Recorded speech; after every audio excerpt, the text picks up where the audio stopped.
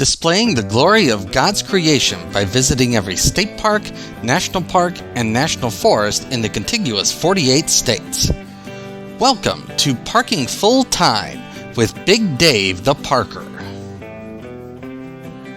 10th hole. It's 173 feet. It's a par 3. It plays over a little ravine, and it is the most heavily wooded hole on this course. It's one of the few holes on this course where you have to angle your disc carefully to thread it through gaps in the trees here. I really like this hole. Most of the holes on this course are very wide open, but on this one a low and straight disc flight seems to work best. There's the basket, and there's the view back to the tee. To get to the 11th tee, you have to walk back toward the 10th tee and then angle to the left. This is the only place on the course where the routing is a little bit unusual. 11th hole is a 330-foot par 3, and it's back out into the open area that we became accustomed to on the front nine. I do want to welcome you back to Parking Full Time. I am Big Dave the Parker. We are at Will Rogers Park. We are on the northwest side of Oklahoma City, Oklahoma. And the weather was windy, and it was about 75 degrees when I came here and captured this video on Wednesday, April the 19th. Hole number 12 is 196 feet. It's a par 3. And there are a couple of trees to deal with here, but again, for the most part, this hole, like most of the holes on this course, are very open holes. These three holes, 10, 11, 12, and 13, play west into the southwest corner of the park.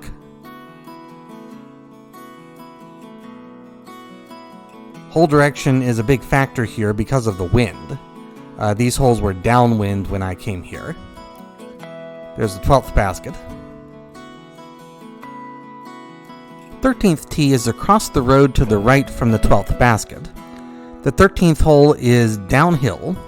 It's 211 feet. It's a par 3. And the basket is in a kind of tight position here. You have the public road beyond it. You have the tree in the front. And then you have this drainage canal, which is going to pervade the next few holes off to the right. So you need a good and accurate throw, but with a good throw, this hole's short enough and downhill enough that birdie should be a real possibility. 14th hole plays back up the hill, and therefore it plays back towards the east. It is 288 feet. It's a par 3, and it is the most uphill hole on this course. However, it is completely wide open except for a few small trees here around the basket. As we approach the basket, I want you to notice the beautiful rustic stone picnic pavilion behind the basket here. This is an old park and an old course. It dates to 1979, and it's actually held up pretty well over the course of time. The 15th hole heads to the north. It's slightly downhill.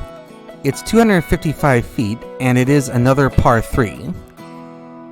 There is the drainage canal off to the left here. I will also mention that this park is very much an urban park, and it has all of the problems that urban parks typically do these days, including vandalism and transients. The camera's aim is changing. That's actually not me re-aiming the camera. That's actually the wind blowing the camera around on the gimbal. First time I've ever had that happen. 16th hole is 224 feet. It's another par 3, and it's another completely open hole. To finish the thought I started on the previous hole, this park does have all of the scars of an urban park. Again, that's the wind blowing the gimbal around right there. But I didn't really have any issues. I didn't have any real issues with vandalism or vandals or transients or anything like that when I came here. But it is something to keep in mind, especially if you disc golf alone like I usually do. The 17th hole is the longest hole on this course. It is 462 feet. And it is a par 3, although when it's playing into the wind, as it was when I came here, it probably ought to be a par 4. The thing that makes this hole interesting is you have this big cluster of trees off here to the left, and so you have to either try to thread your disc through that cluster of trees, or what I chose to do is play around to the right and come in with a right to left disc flight. There's the 17th basket right there. One more large tree right by the basket. There's the view back towards the tee using the straight line back to the tee. 18th and final hole, it's 320 feet. It's another par 3. There is the tree off to the left, and there's also the drainage canal off to the left. And those certainly could come into play with a bad throw or a big gust of wind. My choice to play this hole, I chose to come in off of the hillside off to the right there and bounce my disc in. Since this is the last hole, I do want to thank you for watching. Parking full time would not be anything without the people who watch. I realize that every day, and I thank you every day. This is a nice recreational course. There's maybe not a whole lot memorable here, but also nothing really horrible here. And so if you're in Oklahoma City and looking for a quick recreational round, it's worth stopping here. That is the end of the course. Have a great afternoon, take care, and Lord bless.